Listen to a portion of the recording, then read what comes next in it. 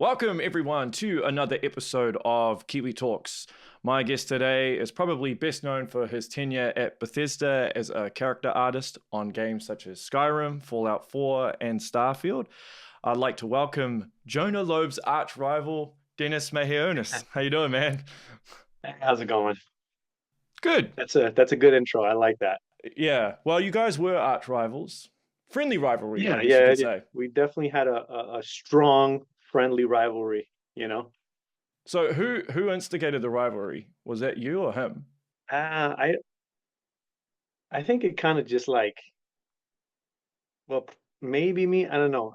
But I think it kind of was both of us. I went in there when I first joined Bethesda Game Studios, and I'm very like, well, I was. I'm more calm about it now, but like, I'm very competitive, and I like to. My idea is like I like to try to excel. So more than anything, I was looking for for who was like I felt like the best there, you know. Hmm. And I was like, okay, when I looked around, I was like, oh, I mean, Jonah is very talented, very versatile, you know. And so I was like, okay, well, that's my minimum bar.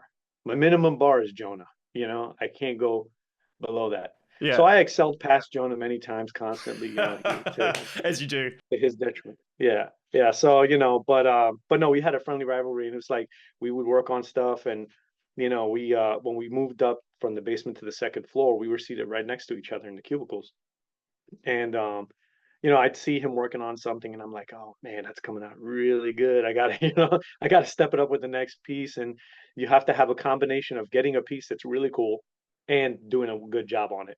Both those things, because one of the first things the first thing I worked on at Bethesda Game Studios when I got hired was the Highland Cow in Skyrim. It was just a fuzzy cow with horns. But I Yeah. remember saying to myself, I'm like, oh man, I'm gonna smash this out of the park as best as I can, Highland Cow. But I put a lot of effort into that, and then from there on, I started getting into doing some of the creatures, some armors, um, and then the faces and the character creator and all that stuff. That took a big chunk of my time because we blew it up, versus what was in Oblivion and in Fallout 3. Um, so yeah, we used to go back and forth and basically try to one up each other. We saw a piece, he would see a piece and be like, "Oh, damn," like, and then we would show it off in the theater. We had a big auditorium theater with like tiered seating. It's like a full-on theater, and they'd show all the latest work. And people, when they would show the art pieces, people would like clap and all that. And me and Jonah were like, "Oh, we'd be going back and forth like they clap more for me, they clap more for you," like it was that kind of thing. Yeah. So yeah, it was good stuff. It was fun. Yeah, he's a good guy, man. I love chatting Yeah, with him. Yeah. He thinks yeah, of himself as technically inept, but I think he um I think he downplays his skills. yeah. Well, yeah, I think he probably has preferences more than anything else, Hmm. But I think he's pretty versatile, and but I will say, when it comes to creatures, that's something that he really gets into, into the anatomy, into the style, into all of those things. Like he's passionate about that. My thing is robots, for example. Like I'm really passionate about robots. So I think the place where we crossed paths the most was on like armors in Skyrim. Hmm. So we would work on armors and be like, oh, look, my armor's better than yours, or this or that. And then creature wise, I didn't. It's funny because I for Skyrim we kind of redid the werewolves. I'm sure you've heard about it online. Like Yeah. that was going in a really south direction. It was bad. I mean, it was really bad, and a lot of people were like, "Oh man, this is bad." It was, it was kind of it was basically like the Khajiit, where you just had a head of a dog on a person, on a human body, with human hands and everything, and it was just like, this is terrible, you know. Because you hear werewolf, that's not what you want to see. No, no, for And sure. then there was a lot of things to it that didn't make sense. Oh, well, a Khajiit can walk around, or an Argonian can walk around, and nobody reacts. But the moment you have the head of a dog, everybody loses their shit and Hmm. tries to kill you. Like it just none of that made any sense. So it would make more sense if you're a monster, you know. So I remember going in there and talking to one of my best friends, Jeremy. He's an animator, Jeremy Bryant, and I was like, we were both talking about the werewolf constantly, and we were like, nobody was happy with it, and it was about to be cut, and we were just kind of like, we need to do something. We need to save the werewolf because we both understood how cool it was, and this, it was, and I was very inspired at the time by what's that vampire versus werewolves movie? Ah, Uh, I know what you're talking about, with but Kate yeah. Kate Beckinsale, I think her name is. Yeah, I know the one you're Oh, talking about. I can't think of the name offhand. but it's at the tip of my tongue. But anyway, so and I liked early on. I liked those movies. They're just fun, So I enjoyed that kind of stuff and these big brute animals. So basically, I created a big brute animal werewolf, and Jeremy and I worked on like bringing this thing together in the game and kind of squeezing it in there. And we did it just me and him. We'd stay nights, we all sorts of stuff to get it to where we had a playable a demo. And so I remember we kept it really, really down low.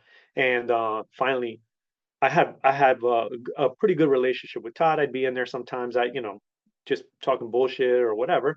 And so one day I'm like, hey, I go into his office and he's there, doing whatever it is he was doing. And it's like, dude, you got to come. He's like, no, I can't right now. It's like, dude, come on, you got to come check this out. He's like, all right, fine. So he comes over and we literally just started the game up, gave him the controller, gave him a few instructions on the werewolf, and the werewolf goes, he transforms. Something that all of us people told us constantly we couldn't do all these. It was frustrating to be honest with you, and I know it was good intentions because the truth is everything you add just brings a whole load of problems. So I totally get it now. Back then, I used to steamroll past all of that, so I burned a few bridges along the Yeah. way, but it was like I was very passionate about it. It was very important to me, and I was like, you know what, I'm going to keep pushing this. So I didn't go through my leads. I didn't go through producers. I went straight to Todd, and he came and he looked at it and he was like, this is fucking awesome. This has to go in, It's like, and people were like, there was other people there that were like, well, we're gonna have these problems. He would just cut everybody else. He's like, no, this is going in, Wow. And so he's over there, he's backhanding monsters and clawing things up, and like we had a relatively polished, thing there, and I think that made a good impression also, not instead of just talking about it or showing a static T-posed model. And the werewolf was I had brought it really far along, so it was already very well textured and detailed, and had this strong anatomy. You could run on all fours, all sorts of stuff. And so um it was in my mind, I wanted it to be very much like a power trip, I wasn't thinking about game balance like that. I was thinking about like, man, you know, in the movies, you see everybody run from the werewolves, and werewolves like just trash everybody. And it's like it takes a super crazy epic superhero to stop the werewolves. And I'm like, why can't the player have that experience? Yeah. I don't care about the monster. It should be, you're getting chased by monsters and dragons and all sorts of stuff all the time in Skyrim. But the moment you're turned into a werewolf, my view was like, you're the monster. Everything is afraid of you. You know what I Mm. mean? You get a chance to play that part out and run away and run after things and just in your head kind of role play that whole, kind of like a power dynamic of a big brute creature that you can turn into.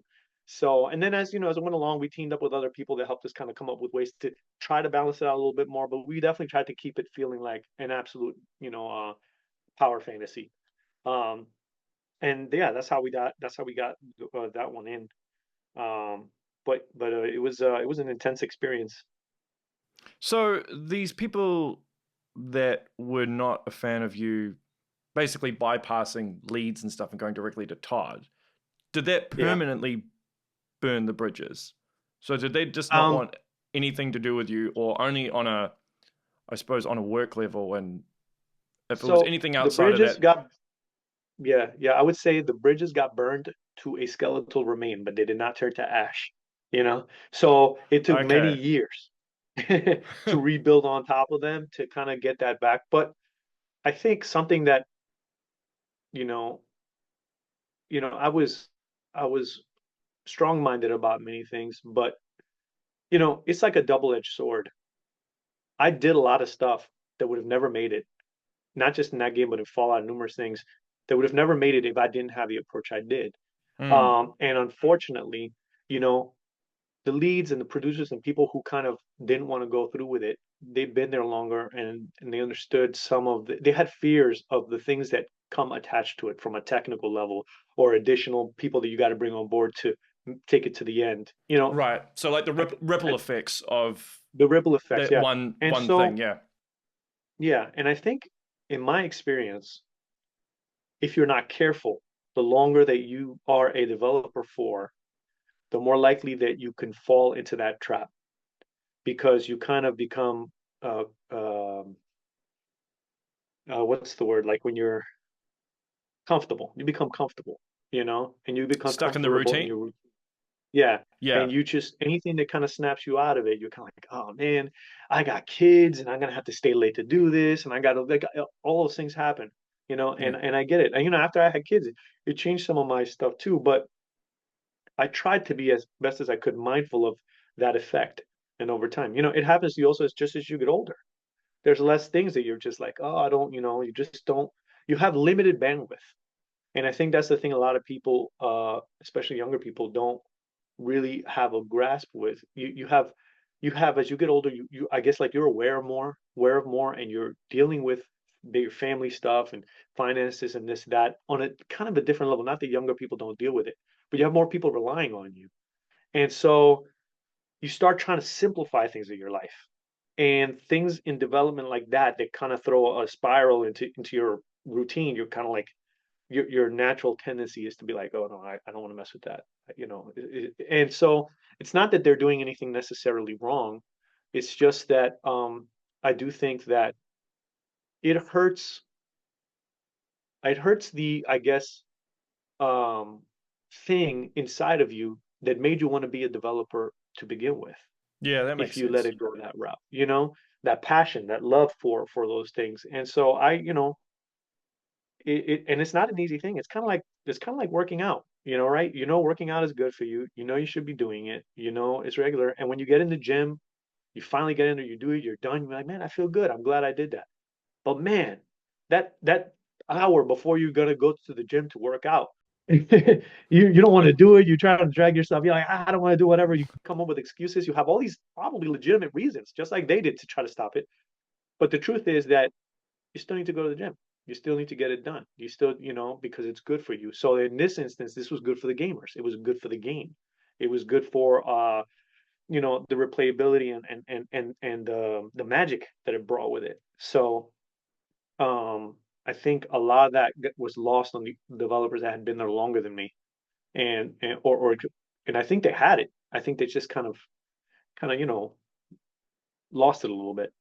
Well, especially with Bethesda, right? Because especially up until that time, a lot of the developers have been there for a long time, right? It wasn't Long really time. until Fallout 76 where, You've had a people big said, change. Yeah. yeah, where people started to leave.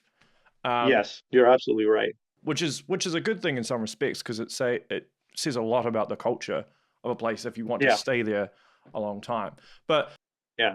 would that increasingly become a problem the bigger a team gets? Like if you did that I stuff think on so. Starfield when there's like Yes. a team of 500, that would Yeah, make things, absolutely. yeah, far worse. Absolutely. I don't think, the direction that games have taken as far as team sizes and the ability to get things done, I think is a mistake, personally. I don't have an answer specifically, except to say, games maybe need to be smaller in some ways, or like more specific, be focused. And it's interesting saying that because, I'm one of those people that push to add these things like the werewolf and other things. But I I guess for my part, in defense of what I was trying to do, I was trying to add stuff that I knew would be like fun. It would be like, versus all these other mundane things. But here's the thing, it kind of sucks because like those mundane things are the thankless things that are in there, and you don't realize you want them until you don't have them. You know what I mean? Yeah, So true. it's like you have features and you have things in there that are like, man, people worked hard on that, and they're completely invisible to the player until unless somebody was able to go in there and flip a switch and turn it off, and you're like, whoa, whoa, what's going on? Something is off. I don't know what it is, but something is wrong. Yeah. You know. So it's like, I'll give you a perfect example in Fallout. Uh, I was trying to add simple things like eye shadows, where the eyelid meets the eye, and then a little glimmer of wetness at the bottom. I was trying to, and also a new shader for the eye, because a lot of the problem with our lighting is that our lighting doesn't always cast. Most of the times, it doesn't cast shadows. So you have light traveling through the back of the head, illuminating the inside of the face and the eyes, and they glow, and you get this weird, crazy looking effect. because everything is illuminated from the rear, and the head itself is not casting shadow to block that light from hitting the face from behind. It's crazy technical stuff. This was back in the day. So, I was trying to find ways to I felt like the eyes were like the most important thing to the models. Yeah. So that and adding eye movement, the saccades, they're called saccades, where basically a person looks and then they kind of dart away, they look back, their eyes make quick movements. And so, I pushed really hard for a lot of that stuff. I didn't get a lot of the tech, but I remember myself, I'm like, you know what? I'll fake this shit. I'll fake it with, I added geometry for shadows. I added geometry for the stuff instead of getting the shaders, um and it made a huge difference. Huge difference. People couldn't put their finger on it. They didn't know what it was. But I literally would show the same character in the studio with and without it. And they would all the time be like, oh man, this is much better, but they couldn't put their finger on it. So it's one of those things like I spent tons of time making that work because I had to add morphs and character creator morphs and all sorts of stuff, hand editing all that stuff.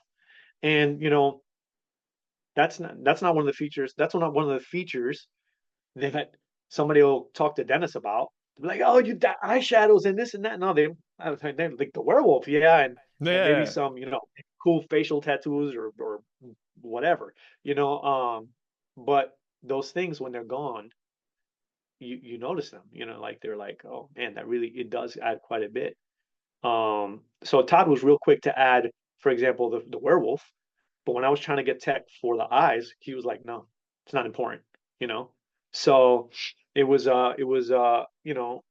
frustrating because like and I used to, like I said, I used to with Todd, we used to agree on a lot of stuff, and he'd help me get stuff in, but it wasn't always the case. Like there were many things I felt were important, If he and I said no, felt though, if he said no, would he explain to you why? Like, would he give you, or would he just be like, most no, of the it's not time, important, and then that's it? I think Todd, one of the things I loved about working with Todd, and honestly, the truth is that he's less involved, but like towards the end of Fallout, well, actually, like towards Fallout 76 and then and in Starfield, he was just way less involved with people. He'd come over everybody's desk, he'd walk around the whole studio, see what you're doing, come talk to you for a little bit to all the developers. Now I had a very strong relationship with Todd. Me and him just had a lot in common and we got along well. So we'd spend there talking time quite a bit and I'd show stuff.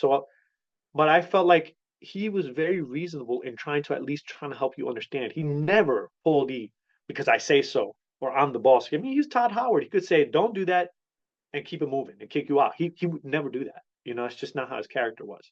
So one of the reasons for me where I kind of retired is I was like, I missed Todd. I missed working with him, but it was hard. I get it. He's running this huge business. It grew tremendously. He was starting to get involved with other projects like, Indiana Jones and other things and the shows and all that. And his attention was very scattered. Some of the people that kind of took his place, they're not Todd. It takes a lot to be Todd. I mean, Todd, honestly, and I'll say this, I love Todd. I do. He's one of the greatest influences in my life. He's helped change my family. He's helped guide me. I'm a very impulsive person. I have strong ADHD, like a lot of impulsivity. And this man has been like a mentor. He's a guide. Like he's been fantastic, but patient with me, which is something that I needed. So I'm a lot of what I am. He's helped kind of shape that.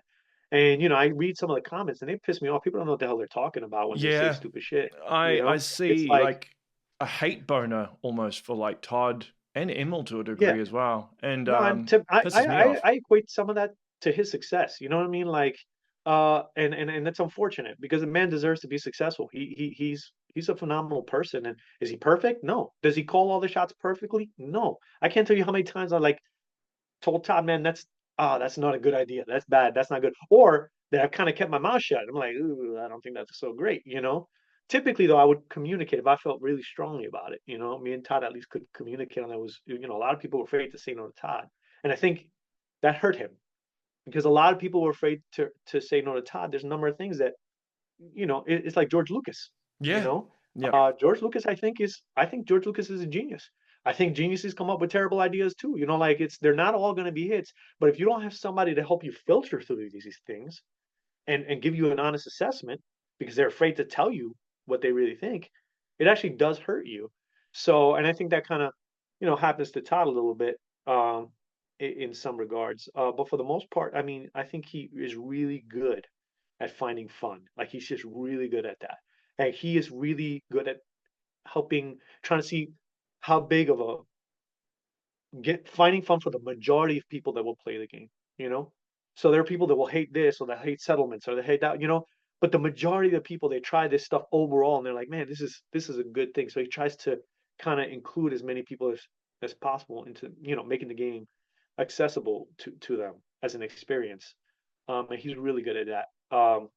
So I think, you know, he tried to explain and you know, he would be concerned because like things with the eyes, for example, I need a graphics engineer for that, right? So, you know, graphics engineer they were a bottleneck. You know, they were hard to get a hold of and because they were constantly busy trying to update the engine and all this stuff. You know, people talk about oh, create is built up the creation engine. You know what? Again, they don't know what the hell they're talking. It has been rewritten from the ground up, like I mean, completely from scratch. It just has the name, but the entire systems are ripped right out of it and replaced. Like the character creator system that was based off of it was an old like I don't remember if it was a plugin or what, but I forget what it was. But and it was very ingrained.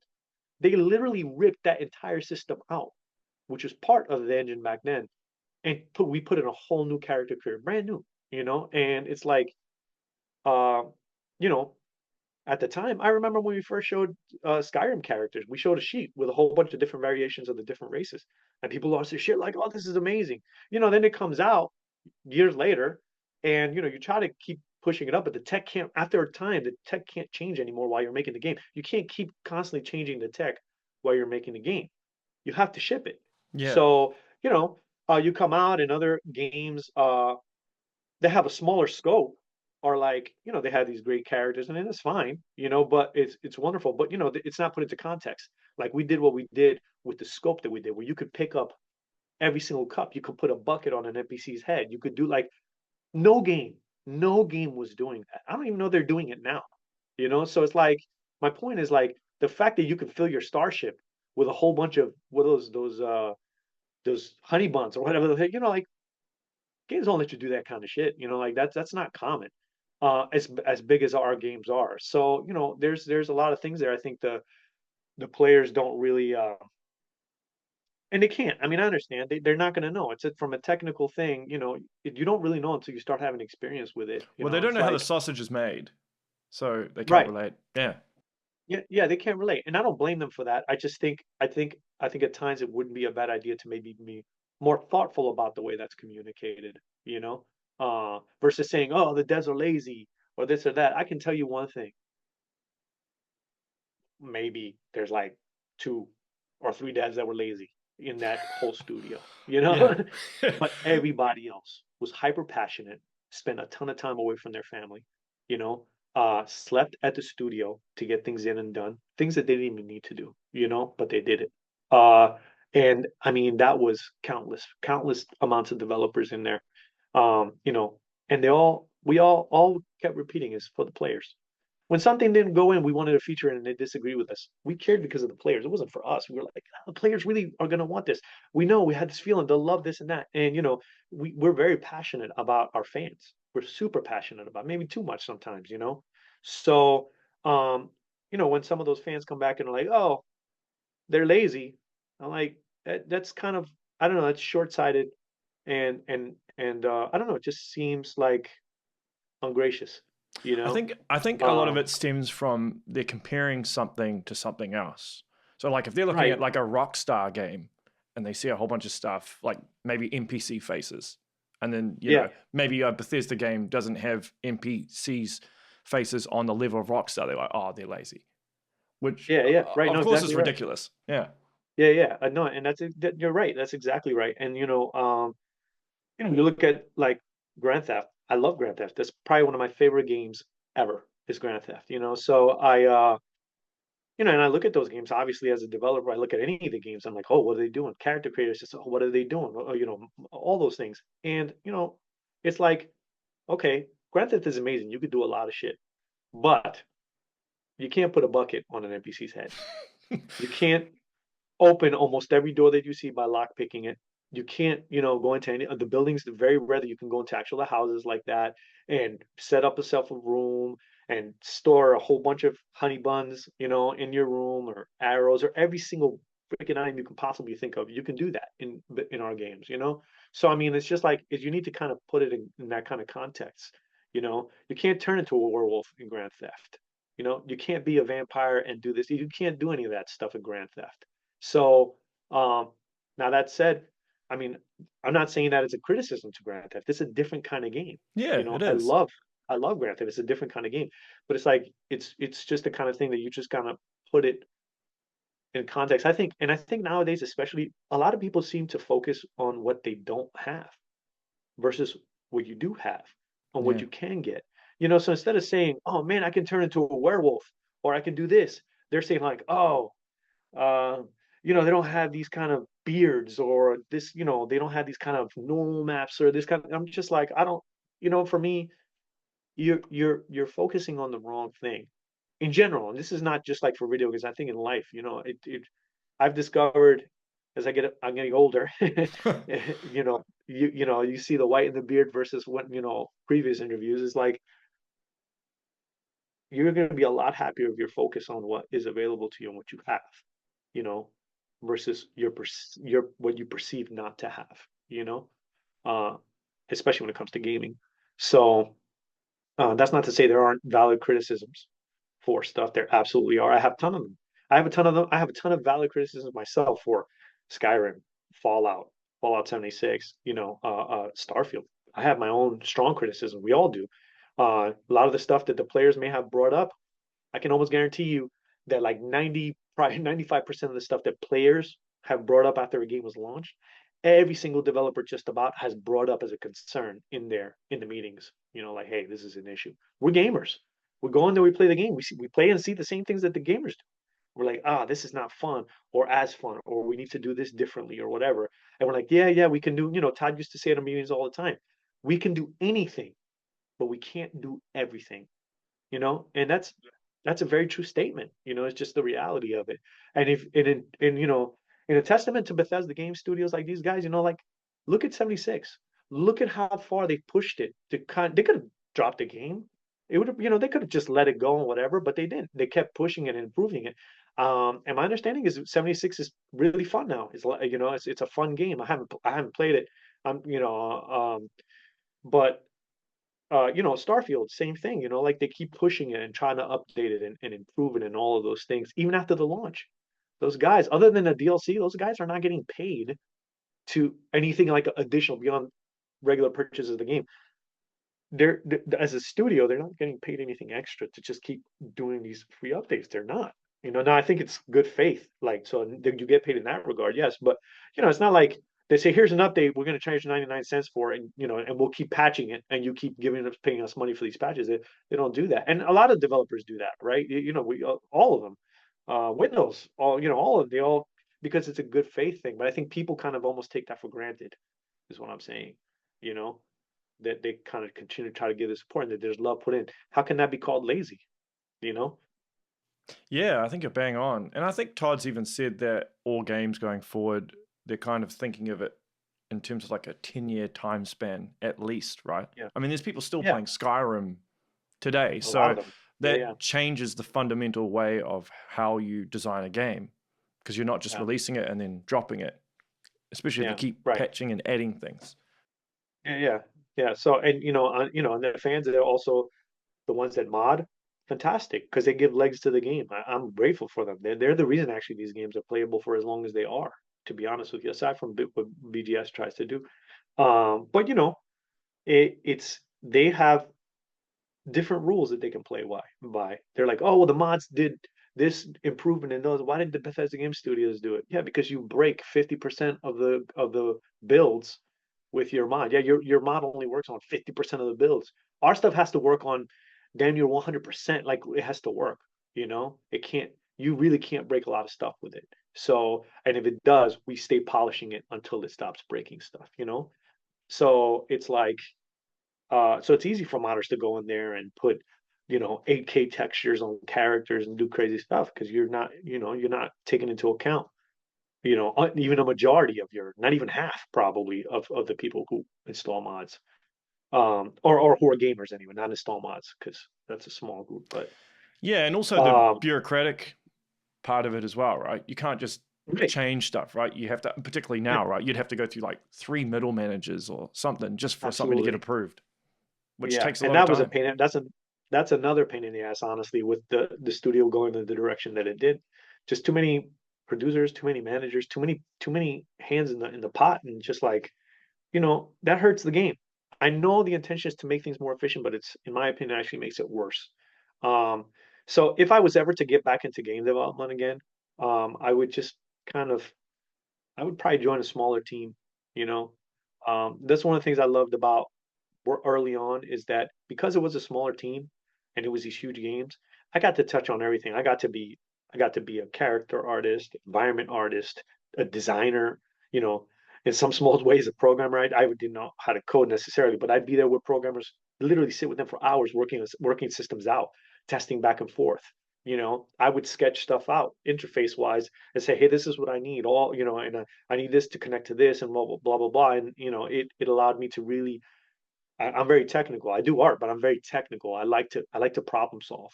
So early on, I got to do that. And then by the time Starfield came around, you just can't get anything into the game with like five other people doing it with you. Before you could, now you can't.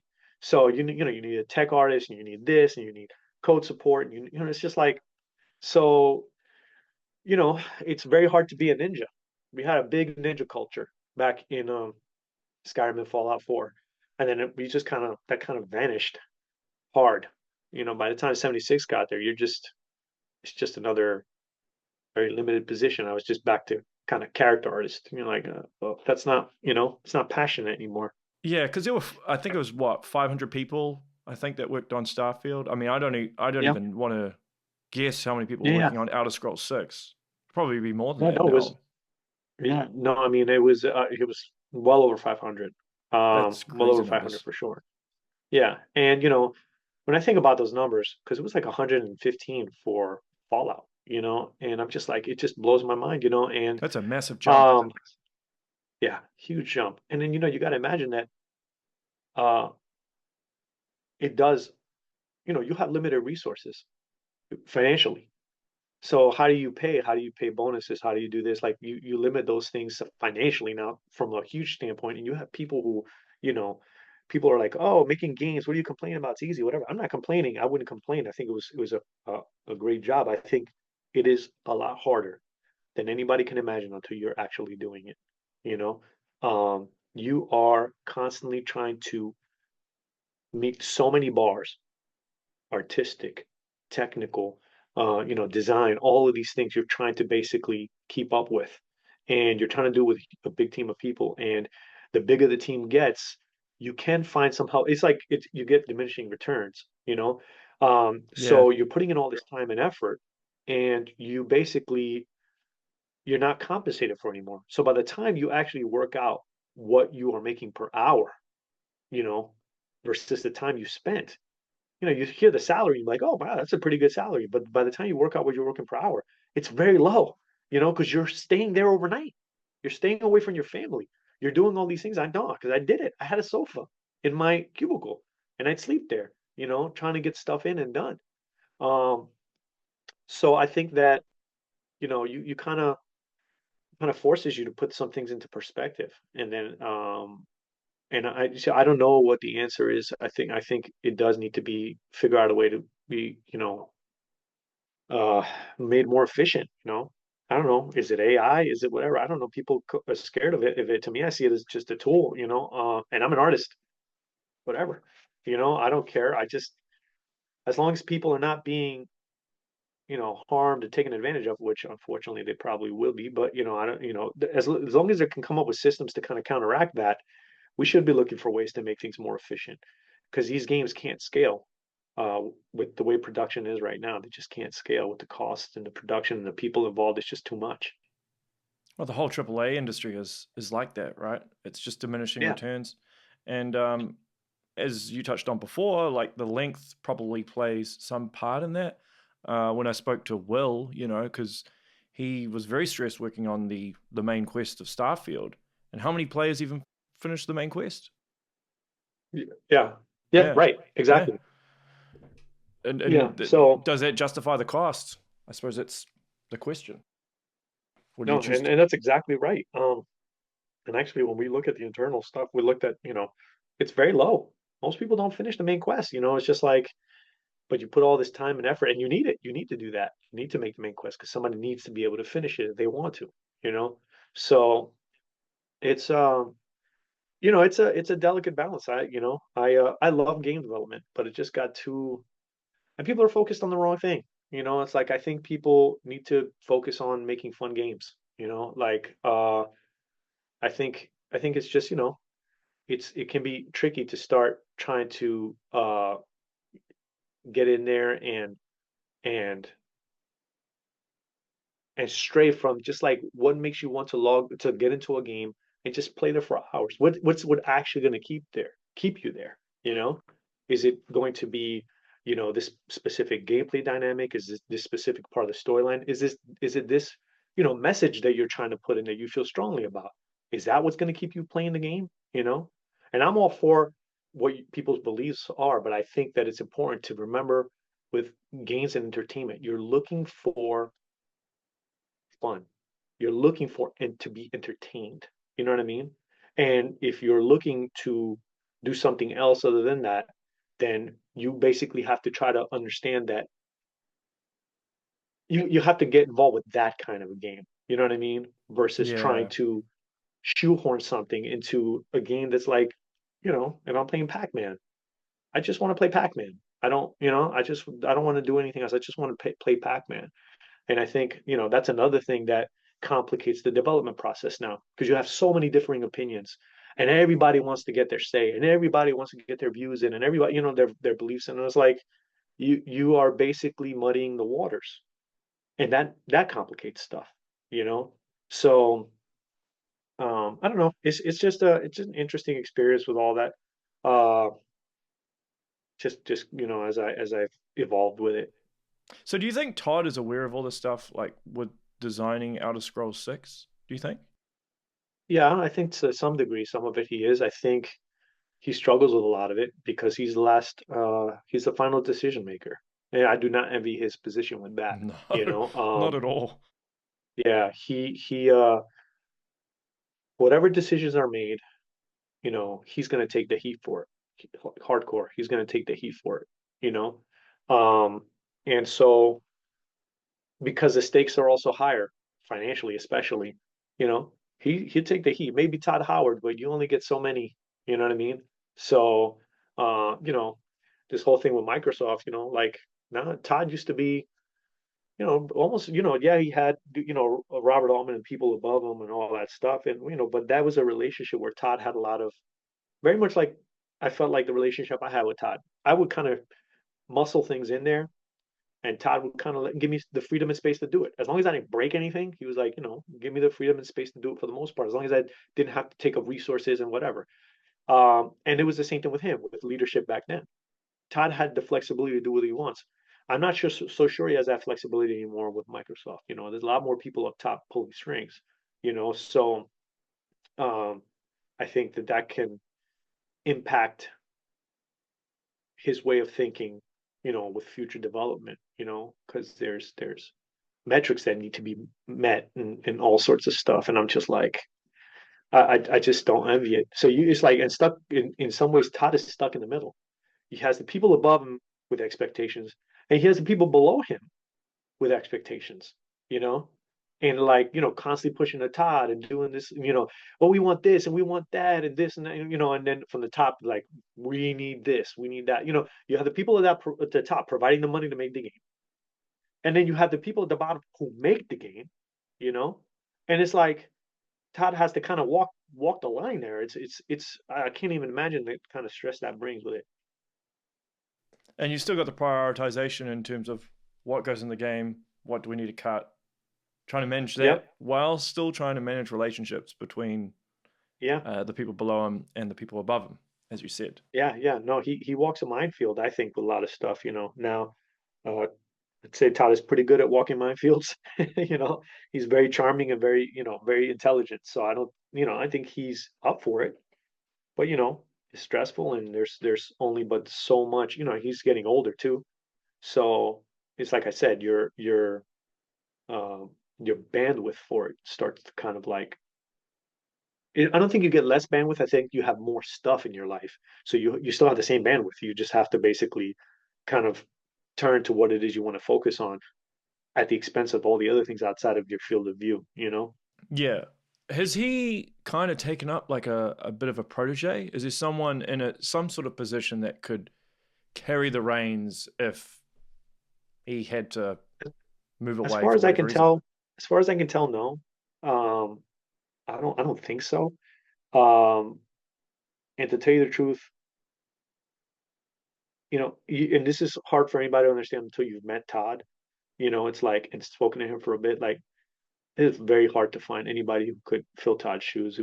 It's Yeah. incredibly difficult. People look at him and he's not like guy. You know what I mean? Like you wouldn't look at you whatever, but Todd is a presence. He really is a presence. Like it's just and both in the way he thinks in his character and all of that things. The accolades when he gets them, they're well deserved and for a reason. People aren't going to understand that unless they've actually interacted with him a bit and got to know him. So I don't know that you can easily find a protege to to like fill his shoes. I would imagine it's going to take a whole lot of people to fill Todd's shoes. Yeah, you're pretty much echoing what Jonah said as well. Yeah. Um, Yeah. that's actually a dangerous position to be in a business Yeah. if a person leaves, and Yeah. that can potentially break the entire The structure whole and how model. everything works. Yeah, um, crazy. I did have a few questions from my followers. Maybe you can Yeah. answer them. Maybe you can't. Sure. Maybe you don't want Do to. my You can best. just say no comment. We'll see. So the first one here is from Calliston, I think. If you could recall back to late stage development of Skyrim, what were the developers feeling, not knowing they would release one of, if not the biggest RPGs of modern history? I'm sorry. Kind of. Can you repeat that question to me one more time? Yeah. Sorry. So, what were the developers feeling at the end of Skyrim? Because obviously you didn't know that you were going to be releasing one of the biggest RPGs in history, or Yeah. maybe you did. I don't know. Yeah. Well, interestingly, 6 months before release, um, the game was not fun. It had a lot of issues, and we were like, "Oh my God, this is gonna bomb." And we spent, like I said, day and night there playing the game, changing stuff up, and it was the ingredients were there, but they weren't mixed right. And we finally all got in there, and we had a fun game on our hands. And when we hit that point, we knew there was something magical about it. Like it was, you could tell it was a magical experience. And so I think we kind of knew that it was going to be really popular. And we saw some of the popularity, from Oblivion and Fallout. So I think Mm. we were expecting, I think when you start seeing from an entertainment culture perspective where people, arrow to the knee and all this stuff like that, the kind of stuff, fun stuff that you don't get to see, that you don't expect. And you're like, oh, people making mods or cosplay and all that kind of stuff. And you're like, oh shit, man, this really impacts a lot of people, you know, and, Skyrim grandma and all that kind of stuff. It just, I think people felt, I mean, overjoyed, to be honest with you. We went to a midnight launch for Skyrim and there were fans lined up and we went there to sign.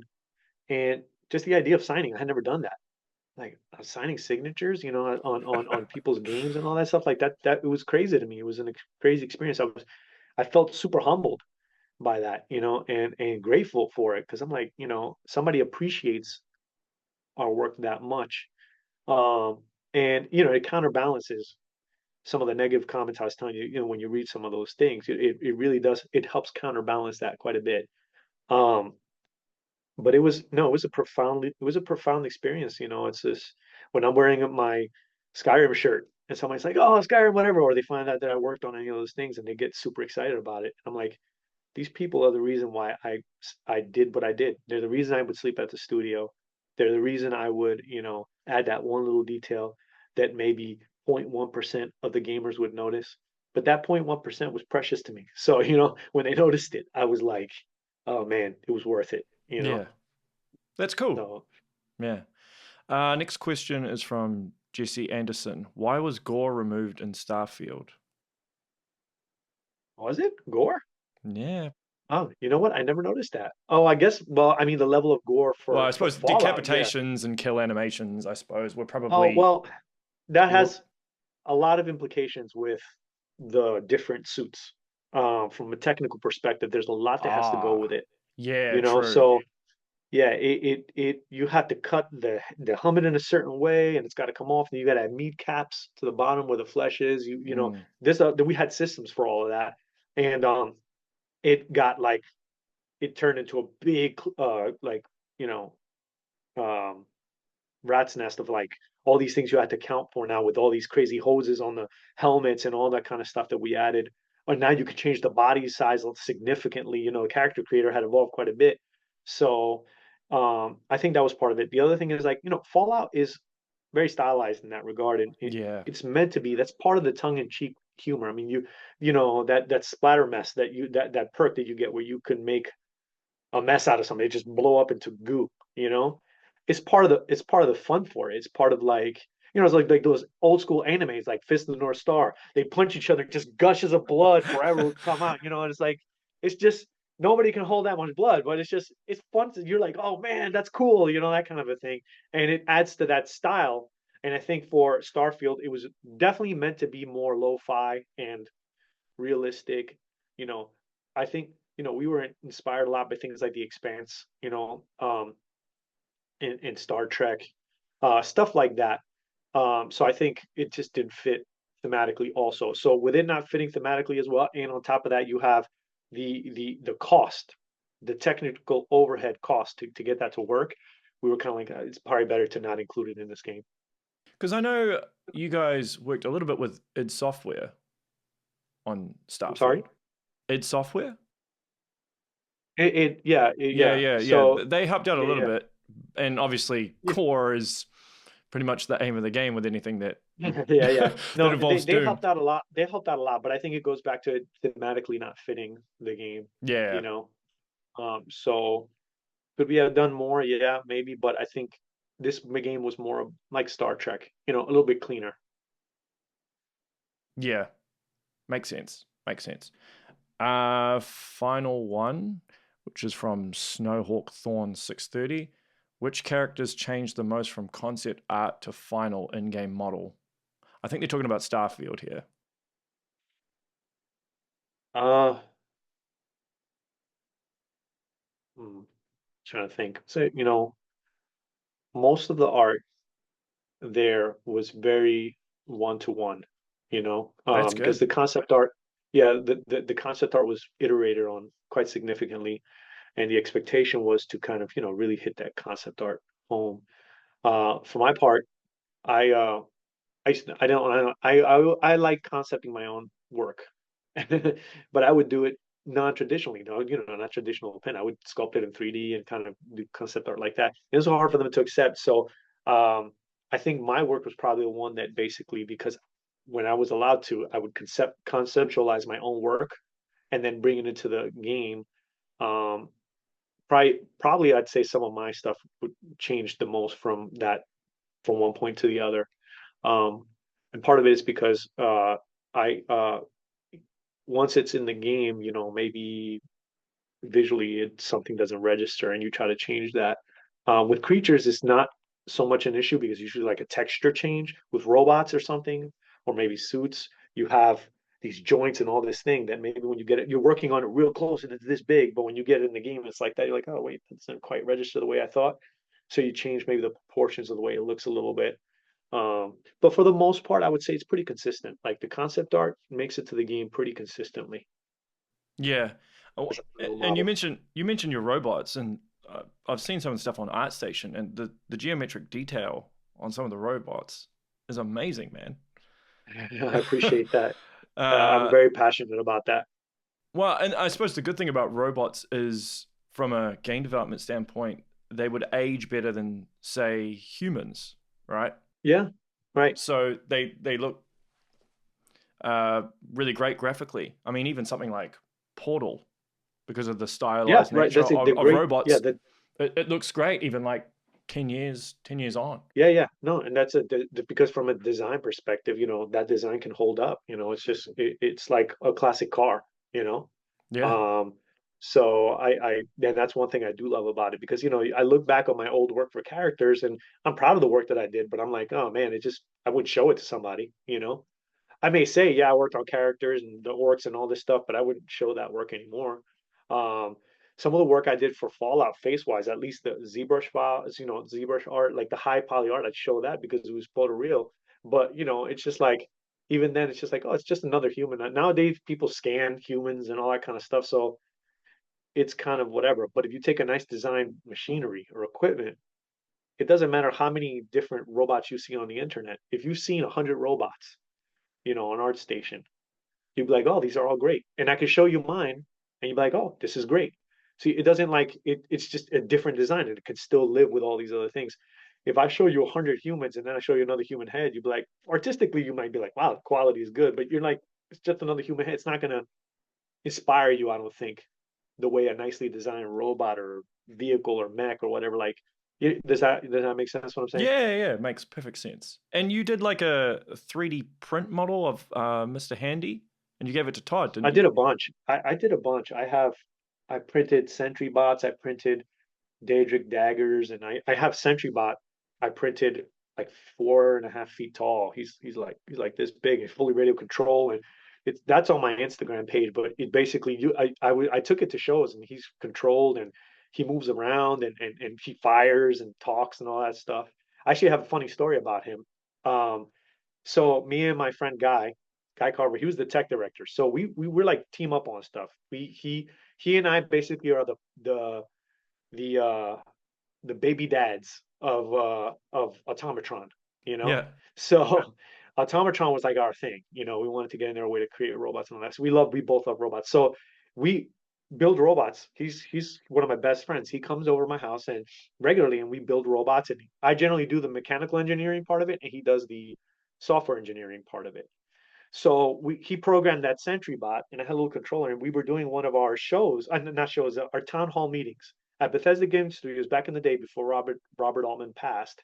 We had town halls where all the studios in the last month in December would come out, show off their work in the big auditorium I told you about, like huge auditorium. All the big wigs from the studios would come out. Some developers would come out. They'd show off trailers, internal trailers, and all that stuff, and kind of talk about the future and then we'd party. It was great. So this one year, I finished the Sentry Bot, and Todd was like, "Oh, you should have Sentry Bot in front of the doors where people enter the theater to kind of greet them as they go." So we recorded actual lines from Sentry Bot talking trash to Robert Altman, like these are big wigs, and all these people as they would walk by, he would talk trash because I had to program to these different buttons. So one of my friends there, his name was Vlatko, and you know, he's like he's this funny Russian guy, like he has a thick Russian accent. He's just the funniest shit. Maybe sometimes inappropriate, but he was funny. So he's there talking to somebody, and I made the robot shoot at Vlatko when he turned around, but the robot had a bug in the code. So the moment I fired and shot and said his line at the same time, SentryBot lost his shit and took off full speed. And he had hyped up gearboxes and engines. He was fast and he was big. He weighed over 100 pounds.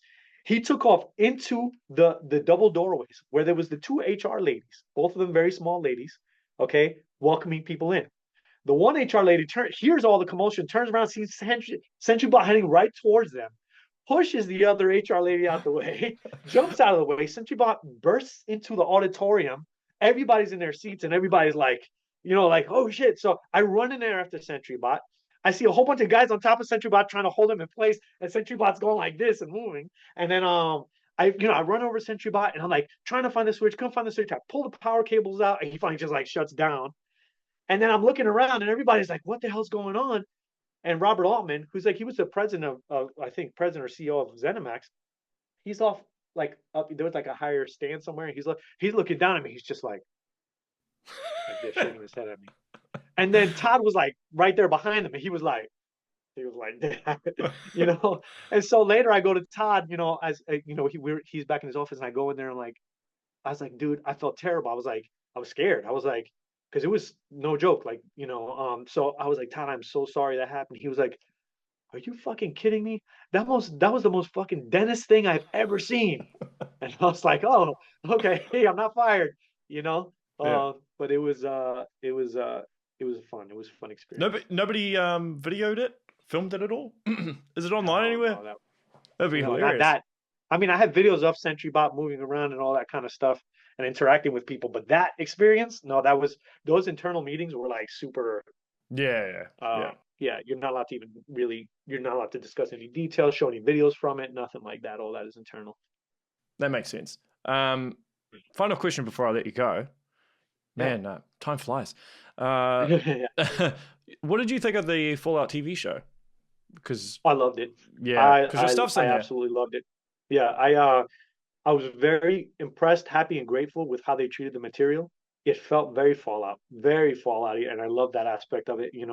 Of course, seeing Mr. Handy on there, you Yeah, know, it made me happy. I was like, that's my guy, and it's like I saw an Assaultron, which is also mine, like buried in the sand, and I'm like, I messaged Todd. I was like, dude, this is amazing. He's like, yeah, and I was like, oh, I hope SentryBot shows up, in one of these seasons, and I was like. So maybe we'll see him or not, But I do love that they've taken a lot of that and just really paid homage to what we were trying to do and make it feel like a game. And I love that there's people that I know that never played Fallout, didn't even know it was a game, but love the show, you know. So I love that it's like it allows many different people to get into it and enjoy the show. My wife loved the show. She doesn't give a crap about any of the games. She loves the show, you well, know. that says a lot, right? It Yeah, shows that the I suppose the IP is so prestigious that it has the ability outside the video game medium and in other mediums yeah, to exist. exactly. Yeah, because Yeah, it no, is so very unique. There's nothing else like Fallout. yeah, no, I agree, and I think that they carried it over well. So I'm just grateful. I'm a big fan of Nolan though too. Yeah, Also, I mean, he's just fantastic work and seems to have a fantastic character. So I appreciate that a talent like that can appreciate and execute well on on something that I care about and I love. yeah, cool. Well, Dennis, I'll wrap up there. This has been an absolute pleasure just listening to you. I could actually listen to you for hours, man. You've got so many stories to tell. There's probably heaps of stuff we didn't cover. But yeah, I appreciate everything you've done. All the best for the future. You could probably, I appreciate. I've seen like your 3D printer work. You could probably do, like costumes or something for like TV or film. Some of the stuff Yeah, that you 3D printed. yeah. No, I would love to do something along those lines at some point, but I think at this point I'm just kind of like I've just spent a lot of time with my family, Yeah, fair enough. and just kind of, uh, be more present in those things. I still do art. I still do art regularly. It just takes me years to do it now, because I do it whenever. I just like whatever. I don't care. Yeah. So, but I wouldn't mind doing something like that, or maybe even game development again. It really has to be the right thing. It has to be something that I feel like I could be passionate about, and more importantly, that the team you know, is a passionate team and it has a lot of heart. Like I could definitely get into something like that. You can maybe do some contract work, which allows you to Yeah, still have time with your family and just do the odd thing yeah, here and no, there. absolutely. Yeah. My wife has definitely pushed me on that. She's like, oh, you should try it. Because I definitely need like an art outlet. My fear is always like, I just kind of, and I have my kids and they're and my wife and like they're precious to me. Right now we have a lot of flexibility. I can do. We have our own businesses, so I can do whatever I want. I don't have to. I'm not anybody's time. And nobody can tell me what to do, and I really like that. Yeah, that is good. So yeah, so I kind of I I like to if there's a day where I'm like, oh, let's go to the beach. I just go to the beach. I don't have to ask anybody for permission. I don't have to do anything or worry about any of that. I kind of just uh I have that time flexibility. If we want to go travel or do this or that, I have that time flexibility, and I really, really value that now. And I was like buried in my work at one point, and it was just like I felt like the time was flying by, and the truth is, I kind of try to remember that there's a lot in my life that I want to experience, um, versus being buried and trying to complete a task for somebody else. You know, there's something beautiful in that too, but it's just I don't know. My priorities have kind of shifted a little bit, you know, in that regard. Hmm. It's a good way to wrap up. Thanks again, Yeah, Dennis. yeah, yeah, Cool. man, absolutely a pleasure. All Yeah. right, That is the show, everyone. Make sure you share, like, and subscribe. And until next time, stay safe.